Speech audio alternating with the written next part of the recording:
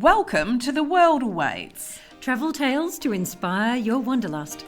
I'm Kirsty Bedford, journalist, editor and travel writer. And I'm Belinda Jackson, author, travel journalist and columnist, and we're your weekly co-hosts.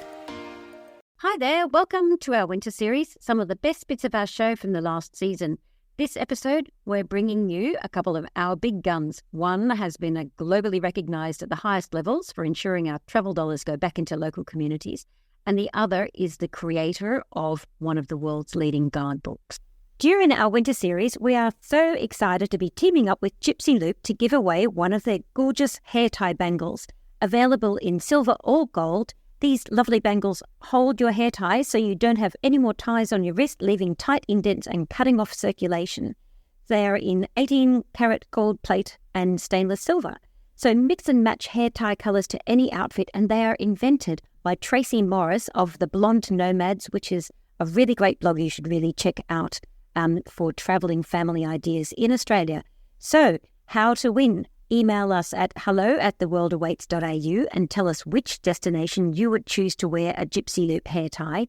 Bonus entries if you follow along on Instagram at The World Awaits Podcast, and also at Gypsy Loop's own account, which is GYPSEA Loop. Like this post, tag a friend who needs a hair tie bangle in their life, and you are in it to win it. The lucky winner will be announced on the podcast and via Instagram after the winter series winds up on the 28th of July.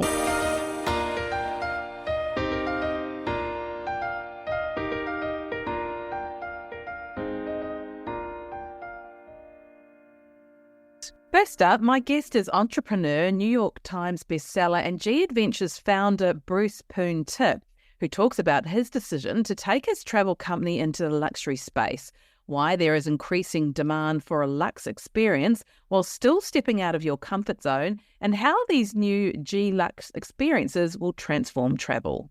Welcome to the show, Bruce. Thank you. Thanks for having me. It's so great to have you back again.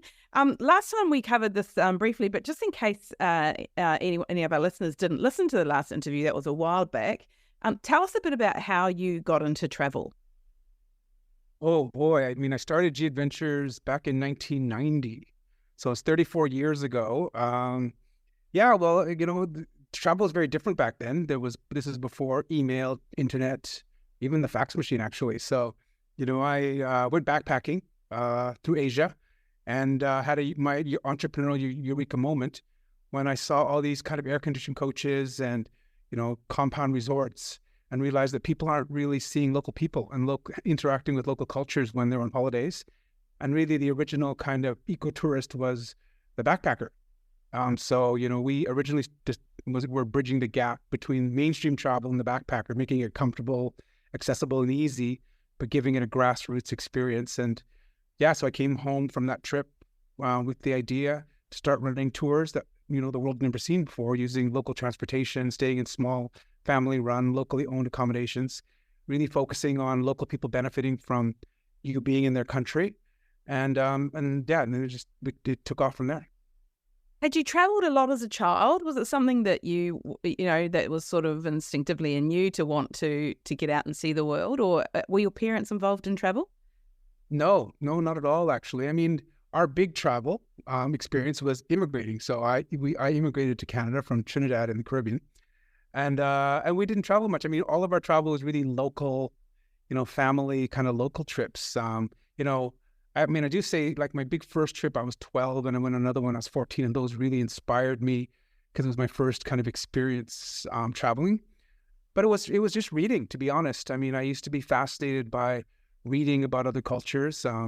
Kind of talk about it in my book Loop Tale that I was really infatuated or really into dogs, and I used to read about dogs and different countries they came from and the traits they had connected to countries, and so that's kind of how it started with Tibetan dogs and different Chinese dogs and different European type dogs, but different breeds from all over the world, and it kind of connected me to cultures and people through dogs. And that's how I, got interested in other countries and cultures. And then it's just something that I knew I was raised in kind of well, it's not a small town, but it's a small city in Canada. And I always, wanted to see the world. I started having these desires to want to see other cultures and other people and see who I was sharing the planet with. You've certainly made up for it. I'm sure you've seen most of the world by now. So tell us a bit about this new G-Lux collection, and so why G Adventures decided to get into the world of luxury travel. Well, the decision first and foremost came from data from what our customers wanted. As I said, we're 34 years old. Our customers kind of grown up with us, if you will, and we have, we recently launched the Nat Geo family adventures when we noticed, customers are kind of disappearing from us around 30 and reappearing at like 45. And then we realized that, people are staying fitter longer. The Gen X generation, the tough generation, are fit. They're staying fitter longer and wanting more active holidays. And the data was showing that they wanted, more active holidays and they wanted more comfort. At the same time. So it was a program that was long in the making. It actually took us 5 years to kind of put the exact program together that we wanted. And it was interrupted, of course, with COVID, but in general, we knew that customers wanted more comfort, more active, and we're getting older and staying more active. Yeah, that's really interesting. And why do you think that is? Do you think a lot of it is driven by post-pandemic, that we're more conscious of our health choices, or is it just a general sort of evolution that we are just becoming, more conscious of our wellness and health and well-being and wanting to incorporate that into travel experiences? I think it is just an evolution of, and maybe we see the life expectancies rising all over the world. 50 years ago or in the 50s when tourism and kind of tourism flight travel began, life expectancy was like 20 years younger, and then they say diet like as well. We're eating better, we're taking care of ourselves more, we have more information at our fingertips. All of those things combined, people know their bodies better, know how to stay fit, and it's something that drives a lot of people in their hobbies, in their interests in terms of staying healthy and staying fit. And and it's just an evolutionary thing. I believe that, people are wanting to live longer, and it's showing in all over the world with, people living longer and staying fitter. So when people are looking, our listeners are all avid travelers, and when they're looking at something, to do with luxury travel, let's talk about the definition of that, because it's really changed over the years, hasn't it? And it's not really about thread count and gold taps anymore. So luxury travel's really, really changed, and people's definition of it vary, obviously. But what's your definition of what makes luxury travel? Well, traditionally, what you said is right. Luxury travel is about accommodation level, first of all, giving people all the comforts of home. That you expect to feel the same comfort levels as when you are at home. That's really how luxury travel began. It outside of the comfort is also the food. We see today with a lot of kind of mainstream type travel where they offer French food and Italian food and sushi, different types of restaurants, so you don't have to kind of go far off what you're used to or traditionally want to eat, and that takes away from experience. When you don't engage food and cultures and people because you're staying on a cruise ship or in a compound resort, all of those things kind of combined, whereas luxury travel was all around, comfort. I say it in sometimes in more harsh ways, that it was, it's kind of creating these bubbles for you to travel in a Western world in another country, and, giving you that comfort level of, not wanting to go too far from, what you're used to. And I think that, again, I do think COVID, though, and people traveling now, and it being more meaningful to people now to travel. Once we were forced to stop, people have a greater appreciation for it now, and they're willing to sacrifice some of those comforts. When you realize you're sacrificing experience for comfort, because you can't go places, or you can't go to different places and experience different things if luxury is at the top requirement for organizing your holiday. So what are some examples of what the G-Lux collection sort of includes? What are some things, say, if I wanted to say I want to go somewhere like Cambodia, but I want a luxury experience, what will I get?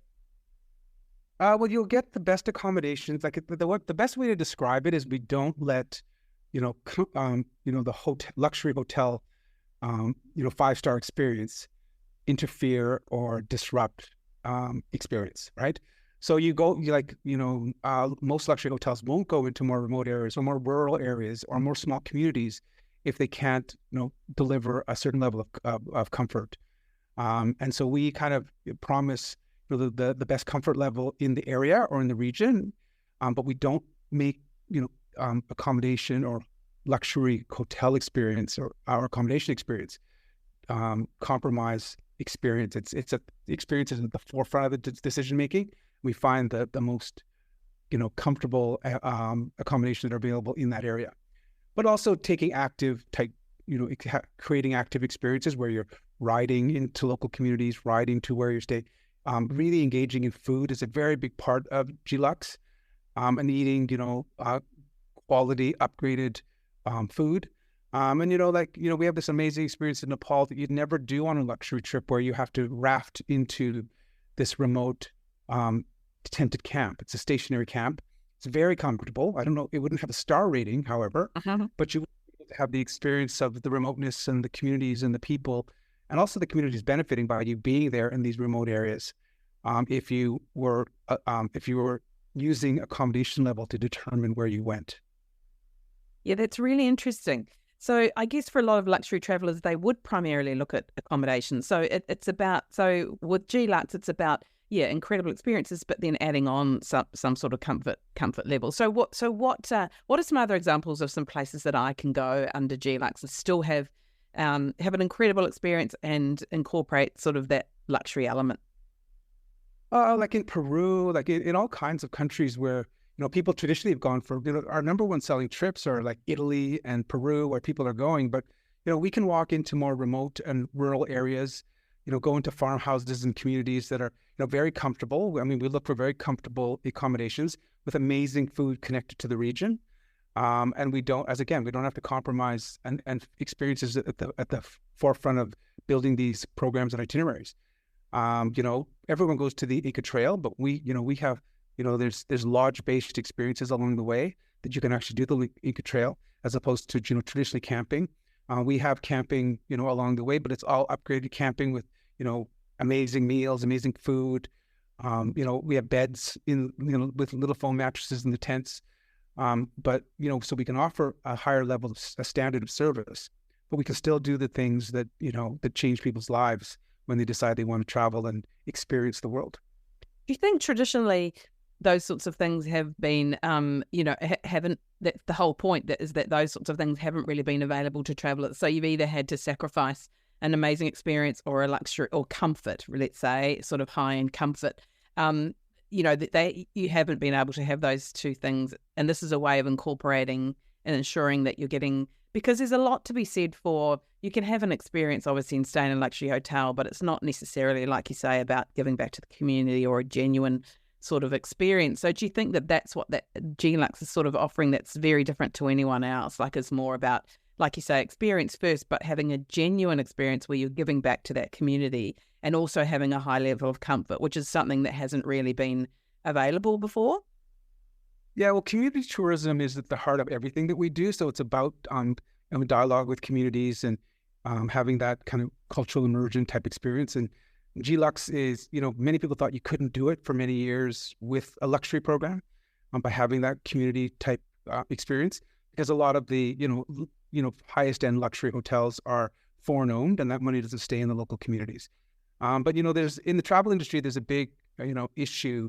I think that we conflate the difference between comfort and comfort zone. People need to leave their comfort zone when they travel, and we spend so much time trying to make people comfortable so they feel like they never left home.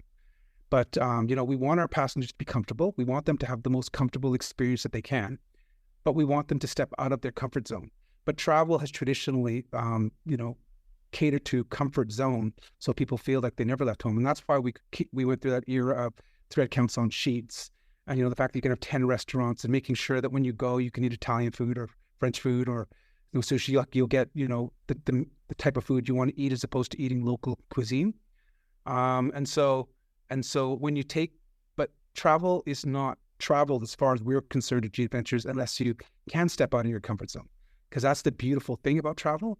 And that's really because you have the opportunity to transform lives when you travel, but you have to be able to step out of your comfort zone. And it's not just your life, it's also the communities that you visit, their lives.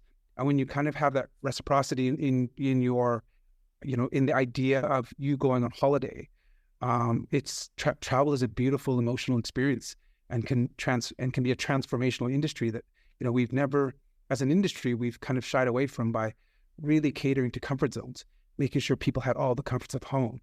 But then they don't benefit when they come home, where they really appreciate where they come from when they've actually stepped out of their comfort zone. You get all those great things from travel when you step out of your comfort zone, like coming home and having a greater appreciation of where you come from and understanding your place in the universe and, more tolerance and, more compassion.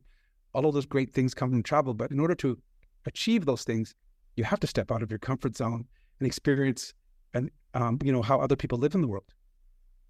That's just such an incredible insight and so very true.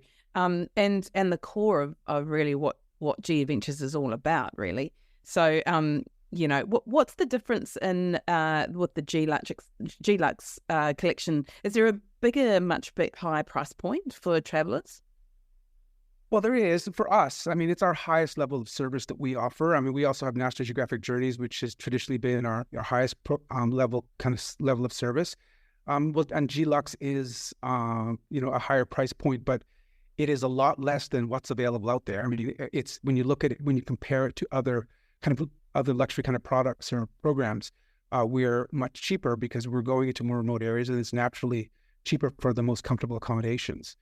It is a higher price point for us overall, but it's in when you look at the landscape of the market, G Lux is very well priced, and it's actually quite reasonable for people who want that level of comfort and want to want kind of advanced kind of comfort level as well as upgraded kind of food experience, but want to still engage in communities and really support community tourism. So are you hoping, and I guess that's the whole point of this, is that it will open travel, the type of travel that you're talking about, like making sure that we're getting out of our comfort zone and that we're engaging with communities to a whole new audience? Yeah, I mean, we're seeing a whole new audience anyways coming out of COVID. Like there's more and more people that, aren't prepared to get back on a cruise ship or a crowded, resort. And so they still want to travel, but they are more purposeful in why they want to travel. I mean, COVID hasn't gone away. We've just we've just adapted to it. And so there's inherent risk in traveling still. So travel has to be more important to you if you want to travel. And that's the best place we can be in the travel industry. That travel is important to people and it's more meaningful to them and they're more purposeful in their decisions. I think prior to COVID, we'd gotten to a place where we were selling amenities over destination. I think it's the most dangerous place to be in the world if destinations are relevant. If people don't care where they go, as long as they get the comforts and they get the 10 restaurants and they get the swim bars and they get to drink the liquor or beer brands that they want to drink. Once the destination is no longer relevant, I think it's a very dangerous place for us to be in the travel industry because we end up just selling capacity, and we're commoditizing holidays and experience. Yeah, wow, so interesting. So where to from here with G Lux and G Adventures? Like where to from here for traveller experiences? Obviously, you've got a pretty strong core product and direction of how you're trying to engage travellers in destinations and experiences. Where do you go from here? Well, G Lux is our fastest. It's our most successful product we've ever launched in 34 years, and if you know G Adventures, we've launched, many products over the last 34 years, new and innovative, whether it's been local living or, sailing programs or train adventures or even Romies, which is our hostel-based youth program. But this has been our fastest growing product that we've ever launched, and we're pretty excited about it because, it shows that all of the data and what our customers are asking for is right. And, many people are, writing about how there's been no product like this ever before. And that's really where we want to be at G Adventures. Like, we are known for our innovation. And so it's growing quite quickly. I mean, we started, I think we launched 17 new programs just recently. Our original, I think, launch was 27 or 28. So we have 45 new, G-Lux tours available all over the world. And it's going to continue to grow. We were working, so we've done phase 1, phase 2, phase 3 is around the corner. So we're working very hard with local communities, in dialogue with local communities, to create the next generation for phase 3. And we'll continue to do that. But with G Adventures as a whole, we're doing amazingly well at the moment, about to, finish our best year ever in 34 years. So we're growing at an amazing pace. But we are still motivated by how we can do things different, how we can do things better. We launched our Trees for Days program as well, and we've planted 1.8 million trees over the course since September, because we plant a tree for every day you travel with us.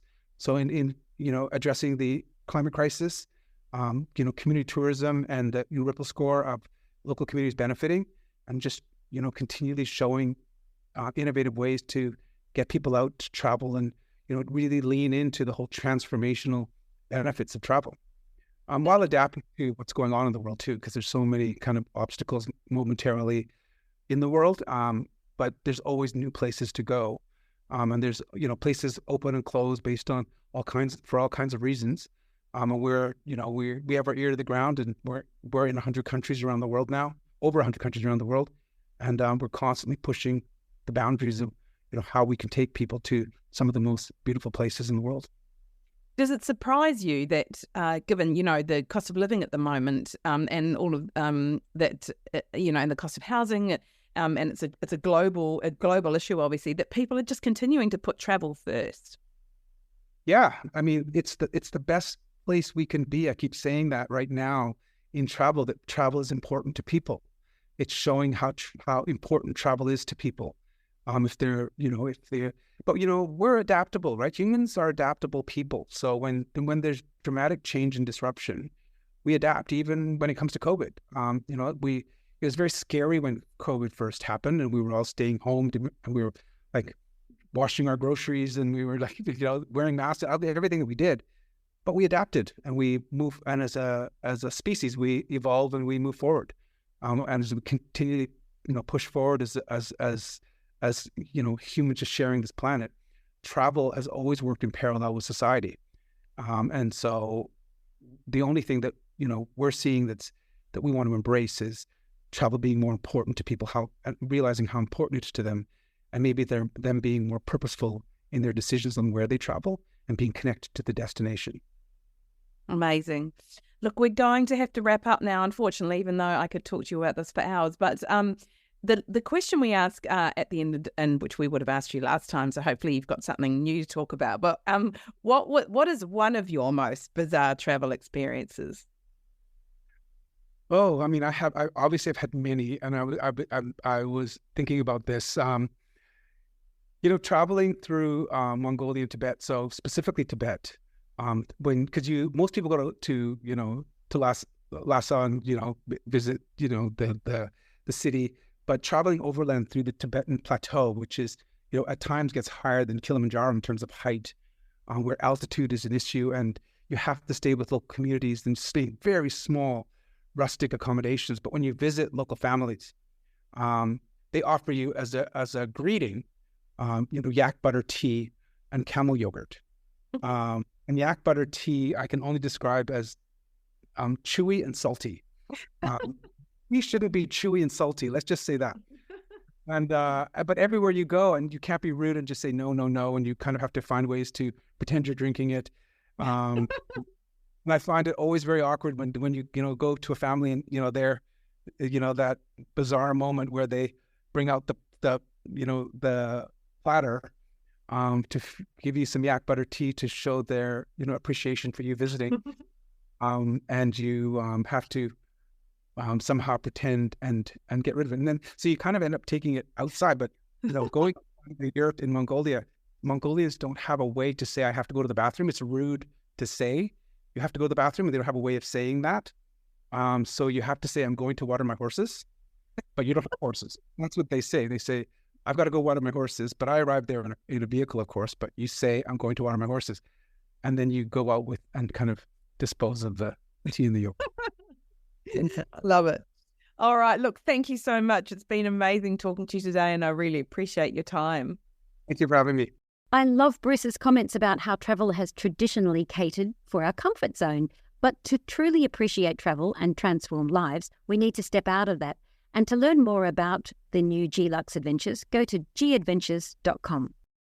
You're listening to the World Awaits Winter Series. We'd love it if you could give us a rating or review. On Apple Podcasts, click on our profile, scroll down to the bottom to ratings and reviews, and hit those stars. And if you're on Spotify, go to our main page and click the 3 dots underneath our photo. For our next interview, I'm chatting with Tony Wheeler, one of the most recognisable names in travel. Anyone who's ever used a Lonely Planet guidebook will have read the story on the last page about how he and his wife Maureen wrote and published their first guidebook across Asia on the cheap on their kitchen table in 1973. They finally sold the Lonely Planet Behemoth in 2011 for a few $100 million. I backpacked for decades with a Lonely Planet guide somewhere at hand, in a book or online, so it's enormously exciting for me to meet the man who started it all, and I'm sure you're going to love hearing from him too. Tony, welcome to The World Awaits. It's so lovely to have you here. Good morning. As we mentioned in the intro, you and your wife Maureen wrote your first guidebook after you honeymooned backpacking through Asia. What was travel like then in the early 70s?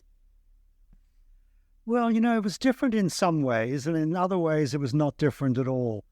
If you look at the numbers, I think Thailand at that time was getting 100,000 tourists a year. I've got to say, in Bangkok, it seemed like there were quite a lot of tourists around. But compared to, I don't know what the number is now, but 10 million probably wouldn't be a bad guess. And that's a big difference. So the numbers are very different. And of course, many of the things that we're very used to in travel today, the sort of instant communication, the information by social media, the ability to do things on the internet, none of that existed. So in many ways it was different. But on the other hand, I go back to places today and I think, well, this doesn't seem very different to me at all. But then the style of traveling as well. I mean, that whole, the backpacking concept is, sometimes I see backpackers in airports and I think, oh, look at you. I love it that you can still see people backpacking. Is the way that we travel so different now in that sense? Well, again, I'm going to say yes and no. Because if people want to sort of get off the beaten track and really be backpacking and traveling, not necessarily they're traveling on a shoestring because they're backpacking, they're traveling on a shoestring because there's no other choice. They're so far off the beaten track. If they want to do that, they still can. On the other hand, there are lots of people who their mothers know where they are every step of the way, which kind of horrifies me. I'm in two minds about that as a mother, but then I did enjoy signing out for months and months and months on end without anybody knowing where I was. So that is a dramatic difference. Has your own style of travel changed since you wrote that book? I mean, the world has changed, but the way you approach travel. I'm going to keep saying yes and no to all these questions. And do you fly on luxury jets now? That was my question. If I'm, what do they say? When you board the aircraft, once you turn left, you never turn right again. And that's right. I can agree with that. Although, if I'm just going to fly up from Melbourne to Sydney, or if I'm going somewhere in Europe, it's only an hour or two, I'm going to be on Ryanair or Jetstar or an economy. I'm not going to be on a chartered aircraft. But if I'm flying 25 hours, or even across the Atlantic Ocean, I really do prefer business class. So yeah, and I can afford it. If I've got a choice between the place with bed bugs or the 5-star hotel, you'll find me heading towards the 5-star hotel. But again, there are lots of places in the world. If you want to go there, you've got no choice. You're going to be roughing it. You're going to be backpacking because there isn't a 5-star hotel down the road. Right, that's a great answer. And I know that you've been interviewed hundreds of times about travel. You've written probably thousands of articles about it, books everywhere. But time changes opinions as well. So I'm going to run a quick fire list of questions past you. And these are the questions that I think most people to expect to hear from you. And you have probably answered 1,000 times, but sometimes these things change. So are you ready to shoot through the list? Fire away. Okay, so favourite country? I've got so many favourite countries. But look, who doesn't love Italy? Every time you go to Italy, you think, I can understand why this works so well. Yeah, I love it too. Favourite city or town or village? Okay, I've got lots of those as well. But the one I've really had good times with in the last few years is in Bulgaria, Plovdiv. And I went there about 5 years ago, and I thought, what an interesting town. So much so that I went back last year, and Maureen, my wife, and we took a bunch of friends, and they were all blown away by Plovdiv as well. So yeah, let's go to Plovdiv in Bulgaria. Great name. Plovdiv. It is a great name and a fun town as well. I think I'm with you on that. So yeah, Egypt. There's a place indeed. It is. I was there. I could claim the last night before the pandemic, shut everything down. I was in Cairo because I'd been to Socotra, the island. It's part of Yemen. Part of Yemen, yes, of course. Yeah, and I was there for a week, and my 1 week trip got cut back to 5 days because the pandemic was shutting everything down, and we got woken up at our campsite at sort of like 2 a.m. and told, get to the airport because flights everywhere in the world are closing down. And we did get to the airport, and we then spent a whole day sitting in the airport in Aden, which is part of the Houthis will be bombing it any second. They have bombed it since then. Mm-hmm. And then we got to Egypt, to Cairo, and I spent the night in Cairo, flew from Cairo via somewhere, it might have been Dubai, it might have been Abu Dhabi, back to Australia, and got to Australia another day or two, and I wouldn't have been allowed in. So my last night before the pandemic effectively was Cairo. And where was your last trip? I did a number of trips last year. I was really all over the place last year. But one of them, an area I'd never been to before, I went to South America, Bulgaria. Bulgaria's in Europe. I went to Uruguay and Paraguay. I'd never been to either country before. They're side by side. Arriving in Uruguay, you get to leave Buenos Aires and take the ferry across, an Australian ferry as well, remarkably, across the River Plate and land in Uruguay. I had a good time in both those countries. Yeah, and the market scene and the food is fantastic as well. So where are you going to next? I'm going to Adelaide in a week or two, and I'll be going to Africa in about 6 weeks' time. Whereabouts in Africa are you going? Oh, the darker places. I'll talk about them afterwards. Okay. The place you will never return to? There's no place I'd never return to. There's lots of places, I've been there enough times that in some ways they're almost too familiar. But, you could still take me back to Singapore. I can still line up and have a South Indian vegetarian or a Hainanese chicken rice and feel, hey, Singapore's not so bad. Okay. Best souvenir, if you actually do bring souvenirs home with you? Well, I brought back lots of things. I just looking around the room I'm in now, I can see a few things on the wall or on a shelf that have come from various places.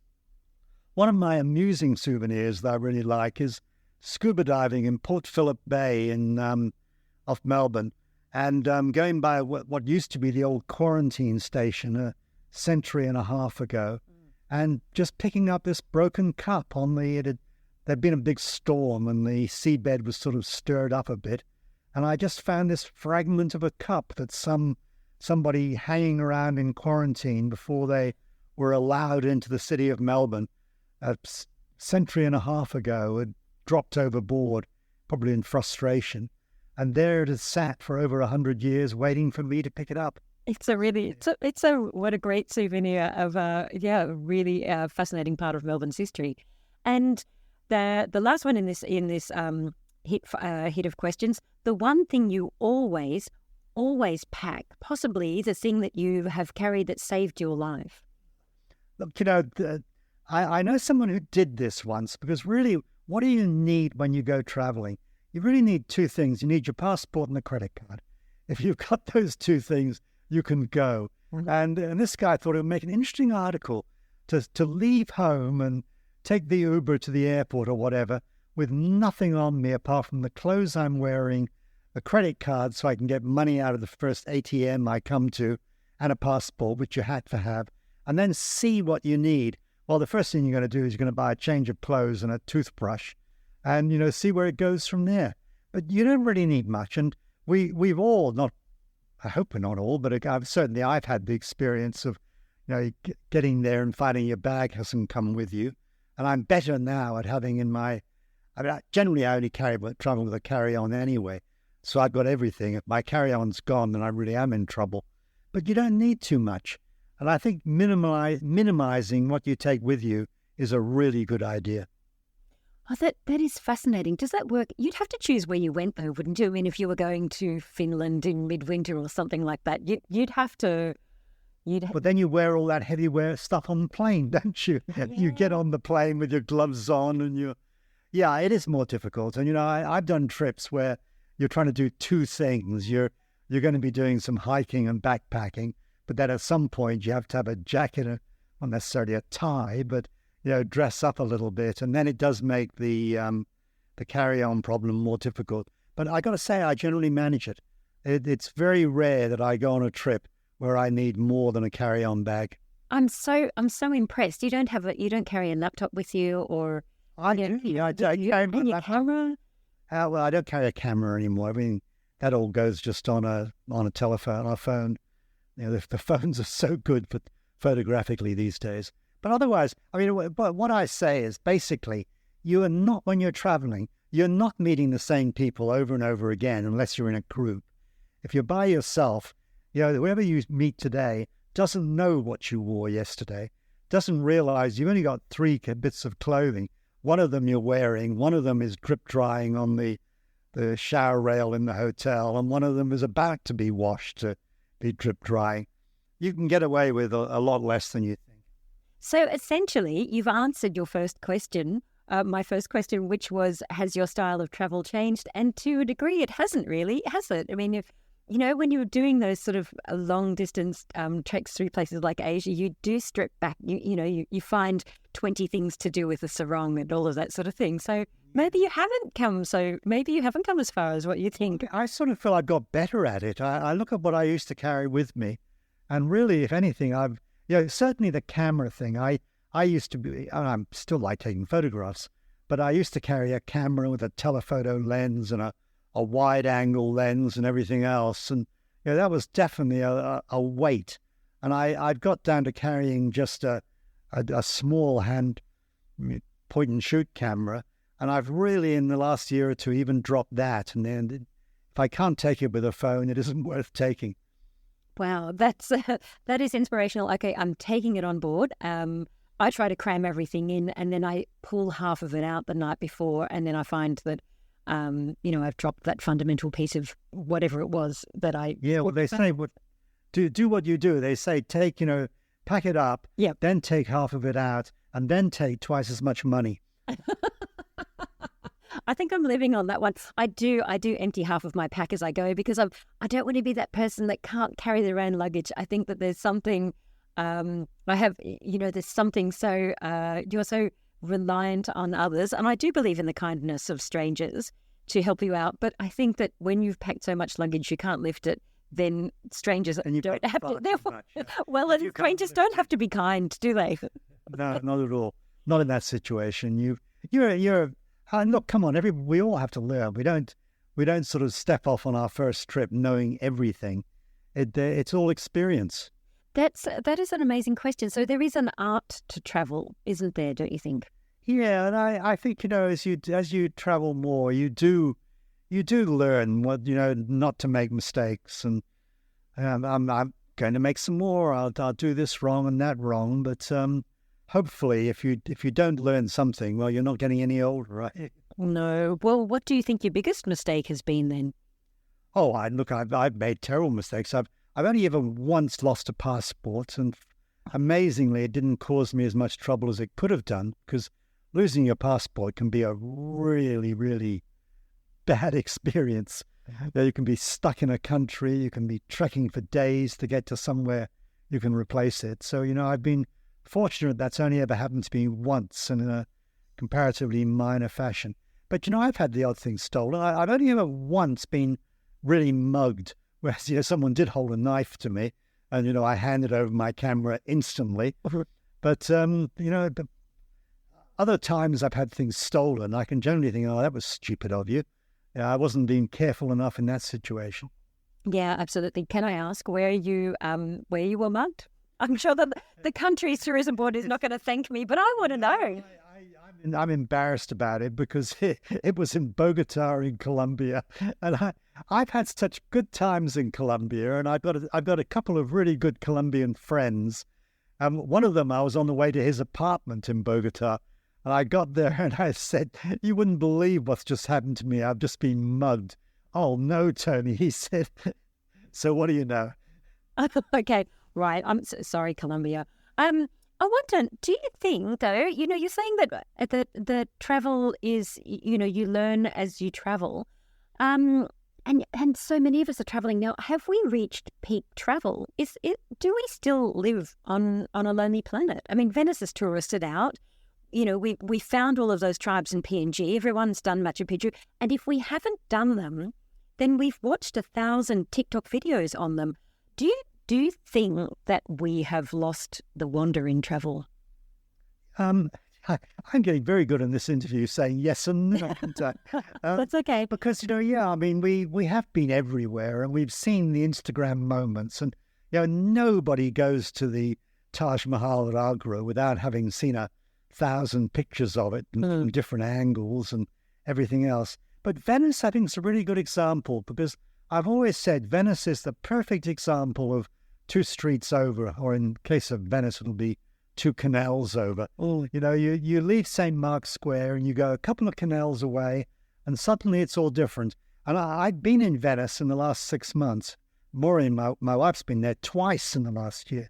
But we were both there last October, and we stayed at a hotel. We didn't even organize it ourselves. We were there to speak at a travel Festival of Ideas, it was called. And they organised the hotel for us.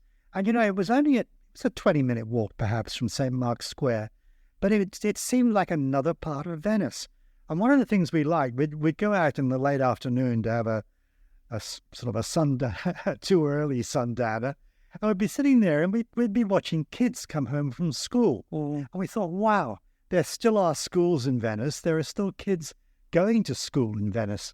And that's a good eye-opener. We're so used to saying, oh, it's just all it is these days is tourists. And when you go to a part of Venice where, okay, there are tourists there, but there aren't as many, and there are also locals there, that's a really good thing.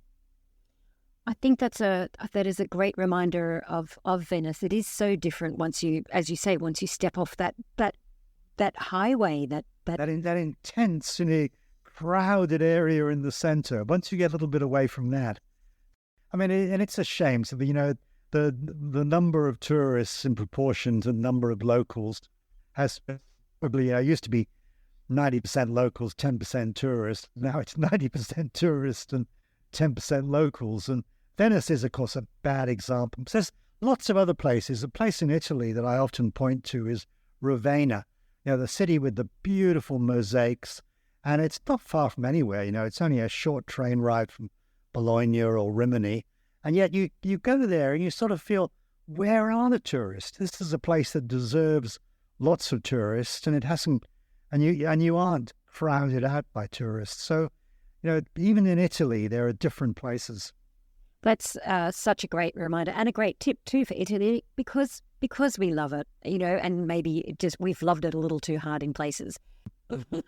Okay, all right. Not giving me a lot to work on there with that one. That's all right. I understand. That is the writer's life as well too. That you are always preparing your material for your next story, your next book that you're working on, your next documentary. Can you mention what your next project is going to be?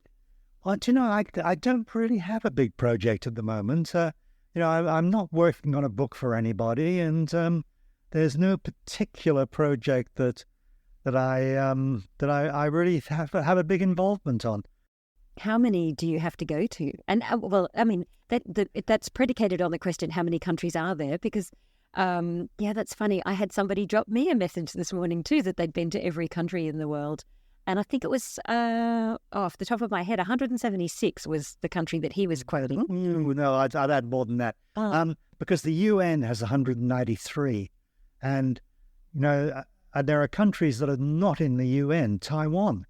There was a great line from Frank Zappa from the Mothers of Invention, who said, if you're going to be a country, you need a beer, a football team, and an airline. And I thought, that's good. I would disqualify Saudi Arabia, which is probably a good thing. But the beer, the football team, and the airline, Taiwan definitely qualifies as a country. Just because China doesn't like Taiwan doesn't stop it being a country. Or Antarctica. Antarctica is definitely not a country, but it is a whole continent. So I don't think you could claim you were really well traveled if you hadn't been to Antarctica. So you'd have to go, if you wanted to say you'd been everywhere, you'd have to go to at least 193. And there's lots of other ones that I would say are countries, even though they aren't in the UN, and some people may not define them as such. Such as where, would you say? Well, I'd say French Polynesia. It's a colony, so it's not an independent country, but it's got two airlines. It's got a domestic airline and an international airline. I'm sure it's got a football team. It's certainly got an outrigger canoe rowing team. That's, an international sport. And they've got their own currency. And a very good beer. And beer. Hinano beer. Yeah, I can even name the beer. Right. So that's another one to add to the list. That's definitely a country. Right. Because, last year, you were saying just in 2023, you had caught trains in 12 different countries. Actually, I added a 13th later on, because in December I was in New Zealand and I took the train from Auckland to Wellington. So I had a 13th train country in 2023. Do you find when you travel then, sometimes you think, I haven't been to that country yet. I would like to tick it off. Are you guilty of playing, that game on the internet where you block out which countries you've been to so that you can count how many you visited? Or is that just me? Look, Maureen would say this is definitely a boy thing and a nerd and geek thing, and you shouldn't do it. But Maureen, I do keep track of them. And if I was just counting indiscriminately, I think I'm around 200. But that's adding all the Antarcticas and the French Polynesias and the Gibraltar. It's more or less like a country, I think, or the Falkland Islands or Islas Malvinas if I'm in South America. That's a country as well, I think. Right. Yeah. It just shows that borders will change and fade and move. But we have always got somewhere new to travel to, which is brilliant. So now I'm going to ask you the question that we ask all our guests. What is your most bizarre travel experience? I can't wait to hear this one. I think sometimes just bumping into someone in a totally weird place, and a woman I know in Melbourne, and it isn't like I'm searching for her, but I have twice in the last month seen her. Once I found myself behind her in a supermarket queue, nowhere near where she lived. And once I just saw her just a few days ago. We were both in the atrium at Fed Square, and she just walked by. And I once bumped into her in Norway. Now, what on earth was she doing in Norway? But my weirdest and nicest experience in the last year or two, I was traveling with a British journalist friend of mine. We were driving across the northern U.S. We started in Milwaukee, and we ended up in Fargo in North Dakota. And we drove through Hibbing, Minnesota, which is where, if any Bob Dylan fans would know, it was where Bob Dylan grew up. And we drove by the Bob Dylan High School, and there's now a Nobel Prize monument out front saying, this is a high school with a Nobel Prize winner, where the Nobel Prize winner went to his entire high school years. And Simon and I then drove down the street a few blocks to the house where he lived when he was a teenager. And there was a guy out front mowing the lawn, and we sort of stopped and said hello. And within 5 minutes, we were invited into the house to look around. This guy owned Bob Dylan's house. And he took us upstairs and said, well, this was Bob Dylan's bedroom. This is where Bob got out of bed every morning when his mother woke him up, went downstairs and had breakfast and walked off to high school. And I thought, God, that's an experience you would just not have unless you happen to drive by the house, see someone outside, get talking to him, and before you know it, getting invited inside. Wonderful. Fascinating. Can I ask, was he a fan of Bob Dylan's music? He was a big fan. Good. But what he'd more or less done was he'd bought the Bob Dylan house, and he'd bought the house next door to live in, and he was sort of trying to restore the house to the way it would have been when Bob lived there. He was putting old dial phones in and so on. And Simon and I said, this is a bit like going to Paul McCartney's and John Lennon's house in Liverpool, which a lot of people do. The National Trust in Britain owns the houses. And he said, yeah, I've been to those. He said, the only trouble is Liverpool gets lots of tourists. Hibbing, Minnesota does not. I love it. And just the bizarreness of the whole thing. So you're always on the road still. You seem that you're never off the road. I just want to ask you one last question. As somebody who's been in the publishing industry all, for the last, goodness, how many years are we talking? 45? A lot. 50? Okay, a lot of years.